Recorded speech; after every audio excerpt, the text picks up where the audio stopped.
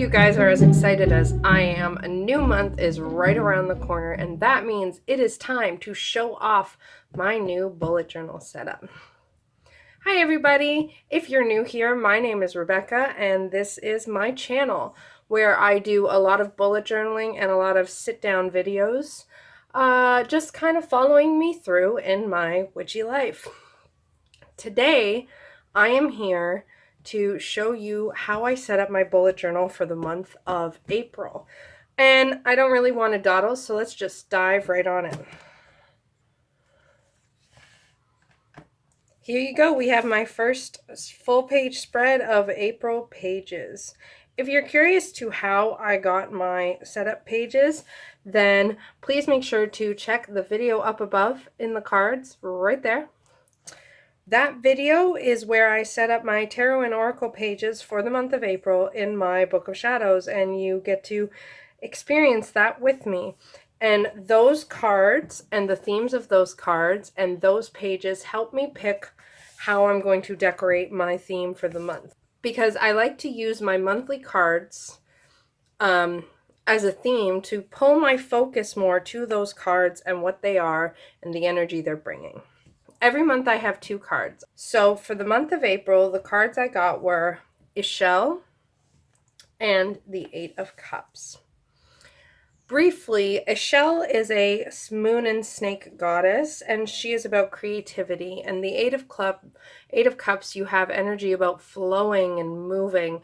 So I really liked the idea as I set up those pages of like a river of creativity. For my title page for April, I put the word April in the center, and I surrounded it by a snake. And from the snake's tongue flows the river of creativity. That's what this beautiful scribbling mess is.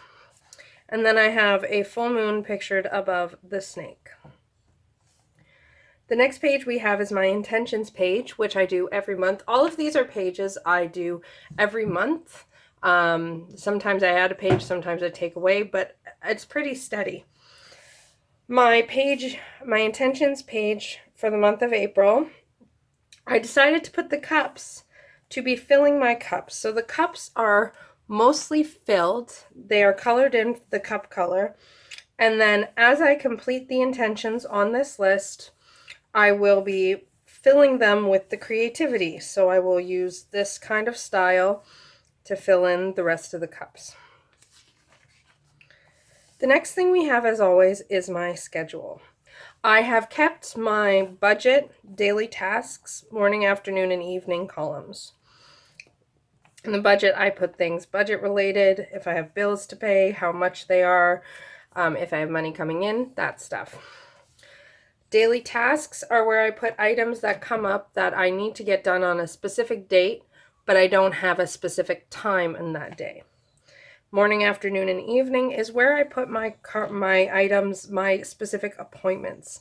So if I have a morning class, that would go in the morning side. And to decorate the page, I've got the moon up here and creativity dripping down the side to fill my 8 cups. And it is falling into the river of creativity that is flowing through my book. And this snake is there as well. We've reached my first calendar. This is my symptom tracker type calendar.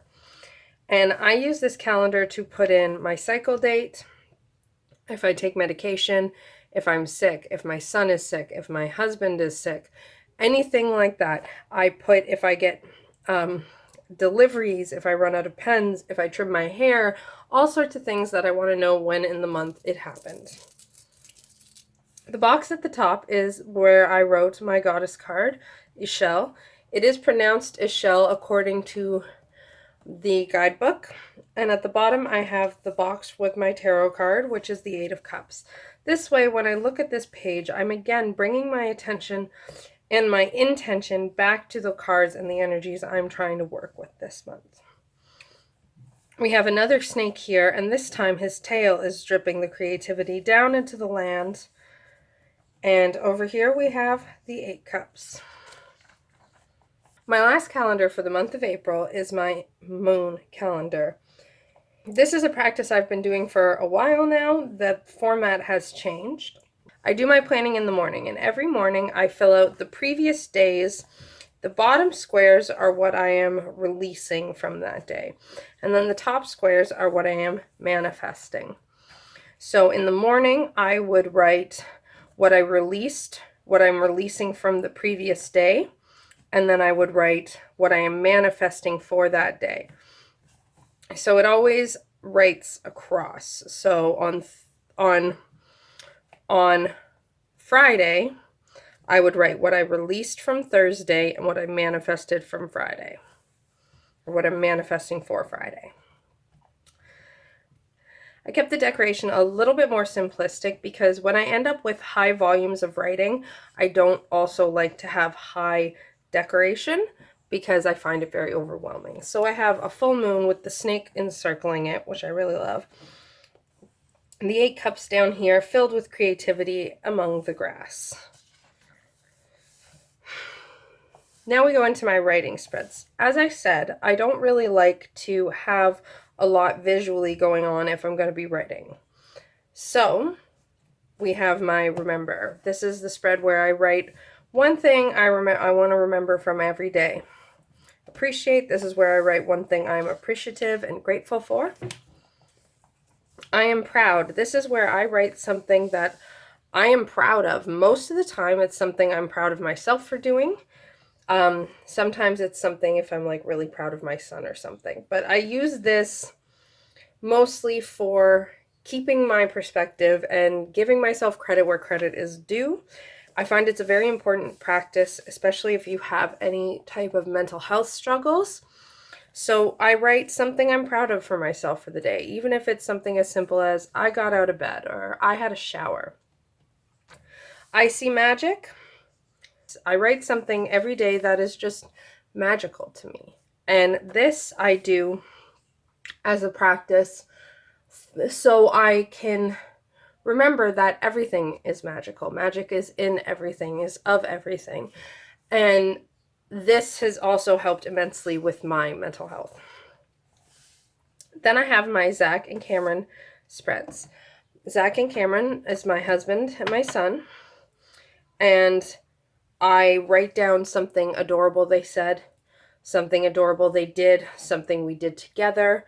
So this one I write something from me relating to me and my husband, and this one I write something relating to me and my son, to keep them in my mind and to keep gratitude and to keep perspective on the way things are.